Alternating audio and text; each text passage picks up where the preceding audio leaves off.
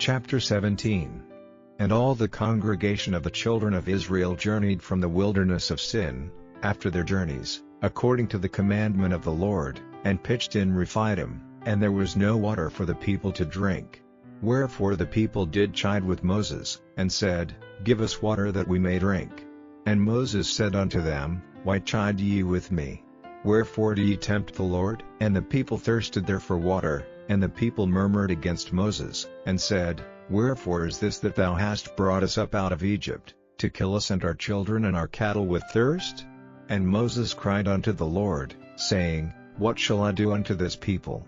They be almost ready to stone me. And the Lord said unto Moses, Go on before the people, and take with thee of the elders of Israel, and thy rod, wherewith thou smotest the river, take in thine hand, and go. Behold, I will stand before thee there upon the rock in Horeb, and thou shalt smite the rock, and there shall come water out of it, that the people may drink. And Moses did so in the sight of the elders of Israel. And he called the name of the place Massah, and Meribah, because of the chiding of the children of Israel, and because they tempted the Lord, saying, Is the Lord among us, or not? Then came Amalek, and fought with Israel in Rephidim. And Moses said unto Joshua, Choose us out men, and go out, fight with Amalek. Tomorrow I will stand on the top of the hill with the rod of God in mine hand. So Joshua did as Moses had said to him, and fought with Amalek, and Moses, Aaron, and Hur went up to the top of the hill. And it came to pass, when Moses held up his hand, that Israel prevailed, and when he let down his hand, Amalek prevailed. But Moses' hands were heavy, and they took a stone, and put it under him, and he sat thereon. And Aaron and Hur stayed up his hands, the one on the one side, and the other on the other side, and his hands were steady until the going down of the sun. And Joshua discomfited Amalek and his people with the edge of the sword. And the Lord said unto Moses, Write this for a memorial in a book, and rehearse it in the ears of Joshua, for I will utterly put out the remembrance of Amalek from under heaven. And Moses built an altar, and called the name of it Jehovah Nissi, for he said, Because the Lord hath sworn that the Lord will have war with Amalek from generation to generation. Chapter 18. When Jethro, the priest of Midian, Moses' father-in-law, heard of all that God had done for Moses, and for Israel his people, and that the Lord had brought Israel out of Egypt, then Jethro, Moses' father-in-law, took Zipporah, Moses' wife, after he had sent her back, and her 2 sons, of which the name of the one was Gershom, for he said, I have been an alien in a strange land, and the name of the other was Eliezer, for the God of my father, said he, was mine help, and delivered me from the sword of Pharaoh. And Jethro, Moses' father-in-law, came with his sons and his wife unto Moses into the wilderness, where he encamped at the mount of God. And he said unto Moses, I thy father-in-law Jethro am come unto thee, and thy wife, and her 2 sons with her. And Moses went out to meet his father-in-law, and did obeisance, and kissed him, and they asked each other of their welfare, and they came into the tent. And Moses told his father-in-law all that the Lord had done unto Pharaoh and to the Egyptians for Israel's sake, and all the travail that had come upon them by the way, and how the Lord delivered them. And Jethro rejoiced for all the goodness which the Lord had done to Israel, whom he had delivered out of the hand of the Egyptians. And Jethro said, Blessed be the Lord, who hath delivered you out of the hand of the Egyptians, and out of the hand of Pharaoh, who hath delivered the people from under the hand of the Egyptians. Now I know that the Lord is greater than all gods, for in the thing wherein they dealt proudly he was above them. And Jethro, Moses' father-in-law, took a burnt offering and sacrifices for God, and Aaron came, and all the elders of Israel, to eat bread with Moses' father-in-law before God. And it came to pass on the morrow, that Moses sat to judge the people, and the people stood by Moses from the morning unto the evening. And when Moses' father-in-law saw all that he did to the people, he said, What is this thing that thou doest to the people? Why sittest thou thyself alone, and all the people stand by thee from morning unto even?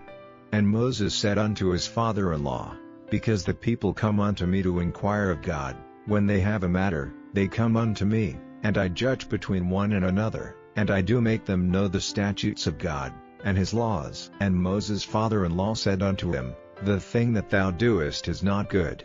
thou wilt surely wear away, both thou, and this people that is with thee, for this thing is too heavy for thee, thou art not able to perform it thyself alone. Hearken now unto my voice, I will give thee counsel, and God shall be with thee, be thou for the people to God ward, that thou mayest bring the causes unto God, and thou shalt teach them ordinances and laws, and shalt show them the way wherein they must walk, and the work that they must do. Moreover thou shalt provide out of all the people able men, such as fear God, men of truth, hating covetousness, and place such over them, to be rulers of thousands, and rulers of hundreds, rulers of fifties, and rulers of tens, and let them judge the people at all seasons. And it shall be, that every great matter they shall bring unto thee, but every small matter they shall judge, so shall it be easier for thyself, and they shall bear the burden with thee. If thou shalt do this thing, and God command thee so, then thou shalt be able to endure, and all this people shall also go to their place in peace. So Moses hearkened to the voice of his father-in-law, and did all that he had said. And Moses chose able men out of all Israel, and made them heads over the people, rulers of thousands, rulers of hundreds, rulers of fifties, and rulers of tens. And they judged the people at all seasons, the hard causes they brought unto Moses, but every small matter they judged themselves. And Moses let his father-in-law depart, and he went his way into his own land. Chapter 19. In the 3rd month, when the children of Israel were gone forth out of the land of Egypt, the same day came they into the wilderness of Sinai. For they were departed from Rephidim, and were come to the desert of Sinai, and had pitched in the wilderness, and there Israel camped before the mount.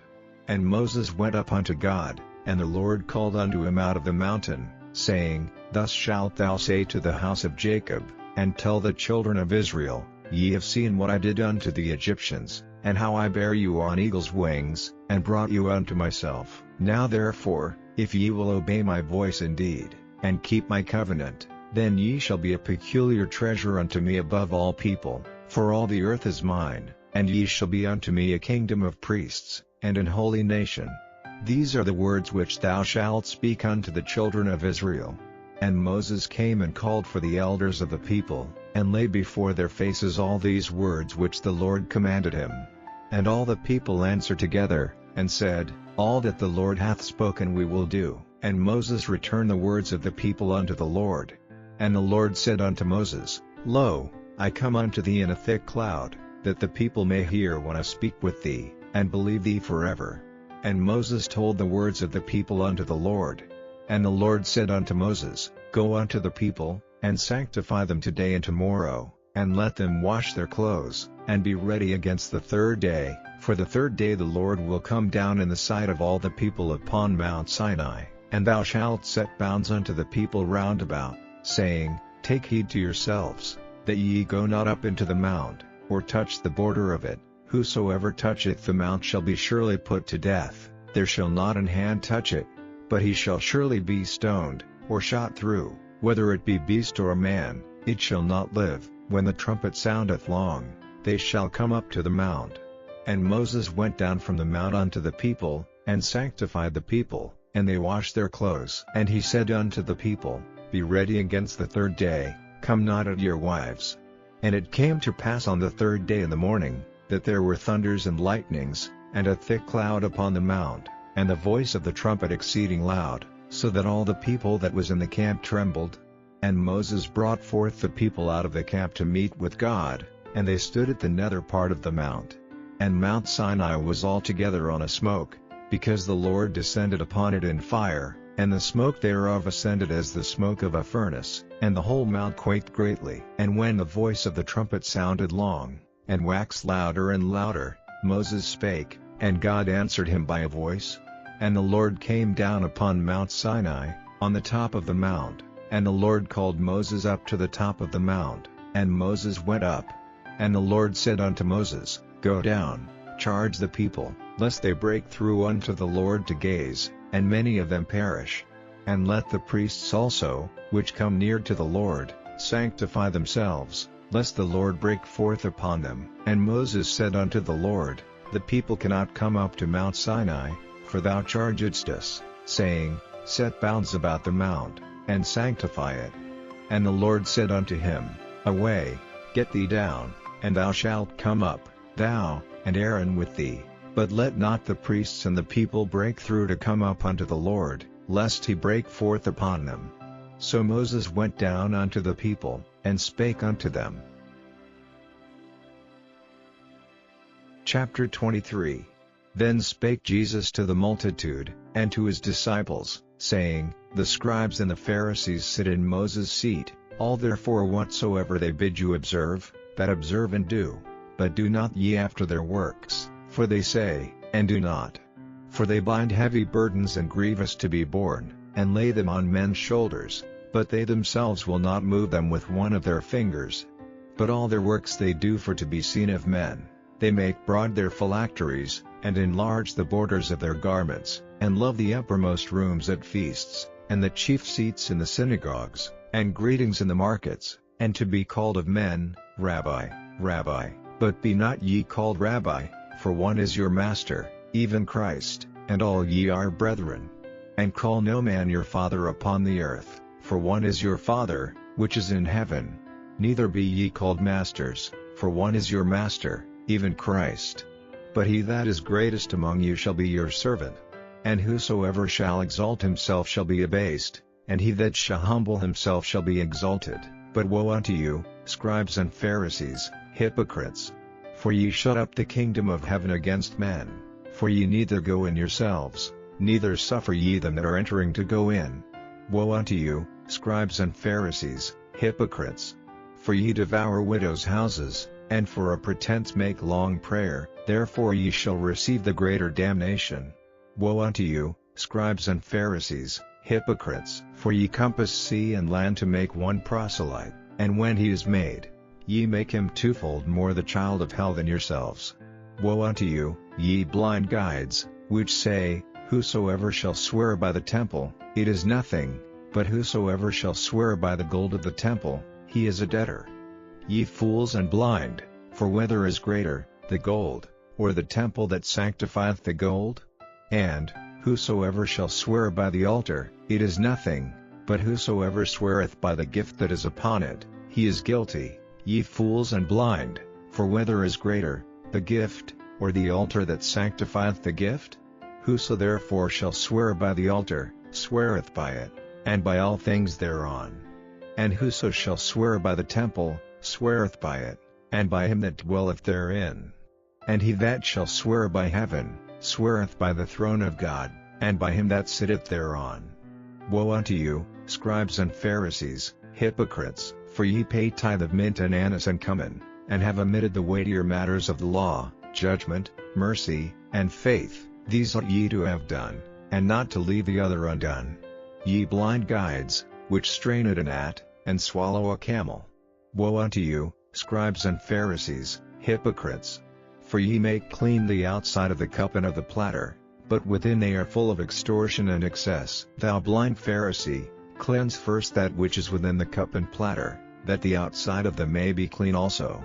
Woe unto you, scribes and Pharisees, hypocrites! For ye are like unto whited sepulchres, which indeed appear beautiful outward, but are within full of dead men's bones, and of all uncleanness. Even so ye also outwardly appear righteous unto men, but within ye are full of hypocrisy and iniquity. Woe unto you, scribes and Pharisees, hypocrites! Because ye build the tombs of the prophets, and garnish the sepulchres of the righteous, and say, If we had been in the days of our fathers, we would not have been partakers with them in the blood of the prophets. Wherefore ye be witnesses unto yourselves, that ye are the children of them which killed the prophets. Fill ye up then the measure of your fathers.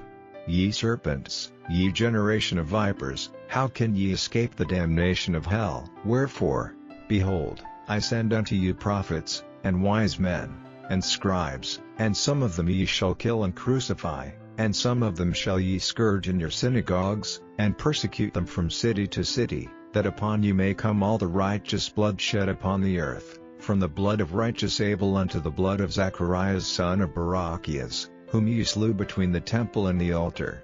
Verily I say unto you, all these things shall come upon this generation. O Jerusalem, Jerusalem, thou that killest the prophets, and stonest them which are sent unto thee, how often would I have gathered thy children together, even as a hen gathereth her chickens under her wings, and ye would not. Behold, your house is left unto you desolate. For I say unto you, ye shall not see me henceforth, till ye shall say, Blessed is he that cometh in the name of the Lord.